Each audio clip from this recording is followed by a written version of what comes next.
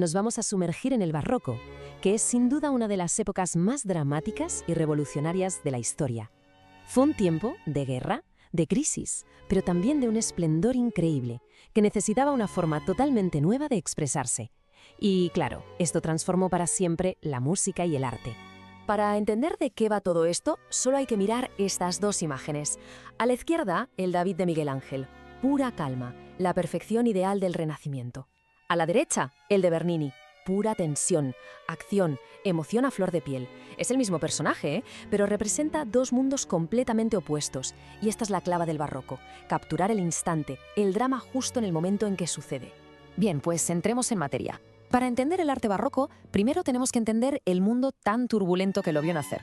Un mundo, como vemos, lleno de cambios profundos y de contradicciones. Es que hasta la propia palabra barroco tiene su miga. Viene del portugués y se usaba para hablar de una perla irregular, algo como extravagante.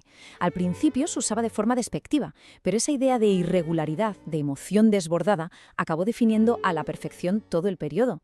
Un periodo que simbólicamente va desde el nacimiento de la ópera en el 1600 hasta la muerte de Bach en 1750. Y es que el siglo XVII fue de todo menos tranquilo. Imagínense el panorama. Europa metida de lleno en la Guerra de los 30 años, una de las más sangrientas de su historia. A la vez, la revolución científica cambiaba por completo la visión del universo, con gente como Descartes. Los reyes consolidaban su poder absoluto, y todo esto en medio de una crisis social brutal, con epidemias, hambrunas y un pesimismo general. En este caldo de cultivo, claro, nació una necesidad tremenda de expresarse de otra manera. Y vamos ahora a la música, porque la música también tenía su propio desafío. La pregunta era, ¿cómo conseguimos que la música transmita emociones de una forma más directa, más potente? Que el estilo que había antes, la polifonía del Renacimiento, era increíblemente complejo. Había múltiples voces cantando a la vez, entrelazándose.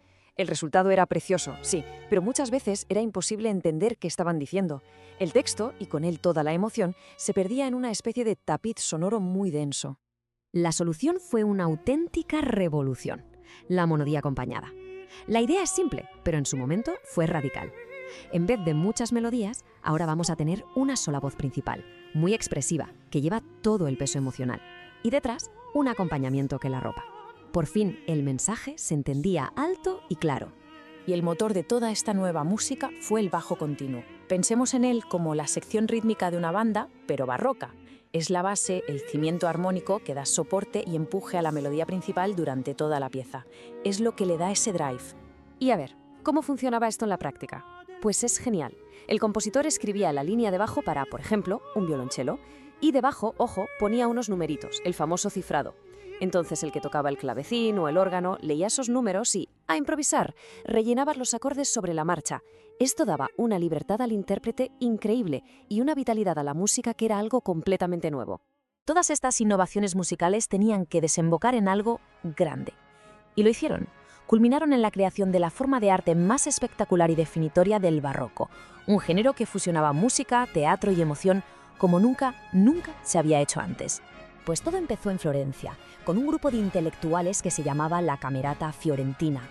Su objetivo era recrear la antigua tragedia griega, porque ellos creían que los actores no hablaban, sino que cantaban sus textos. Querían mirar al pasado, pero al hacerlo dieron un salto revolucionario hacia el futuro, y casi por accidente, inventaron la ópera. Y la clave fue que desarrollaron dos formas de canto muy distintas. Por un lado, el recitativo. Es una especie de canto hablado, rápido, que sirve para contar la historia, para que la acción avance. Y por otro, el aria. Aquí el tiempo se detiene.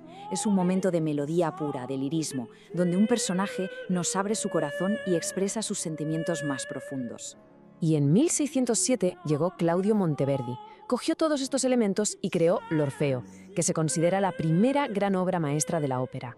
Con ella estableció un modelo que combinaba drama, música y emoción de una forma totalmente nueva y poderosísima.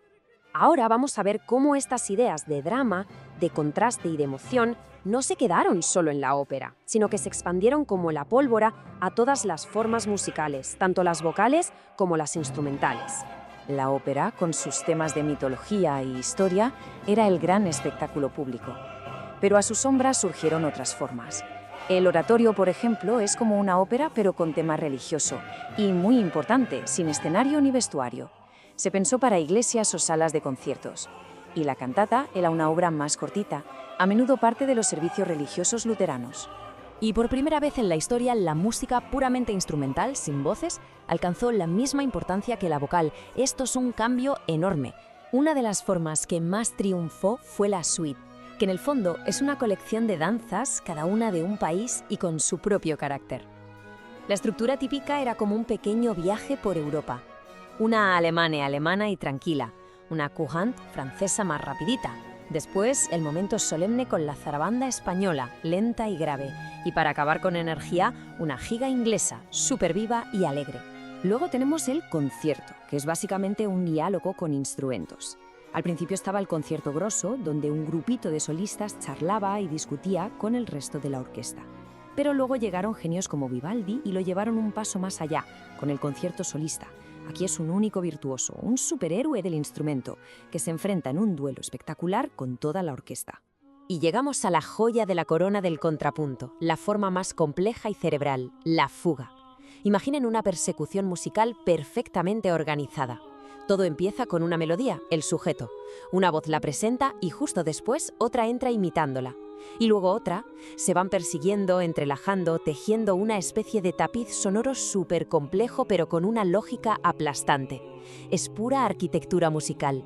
Y todo esto nos lleva a la figura que no solo dominó todas estas formas, sino que las llevó a su máxima perfección, convirtiéndose en el símbolo y, de alguna manera, en la culminación de toda una era.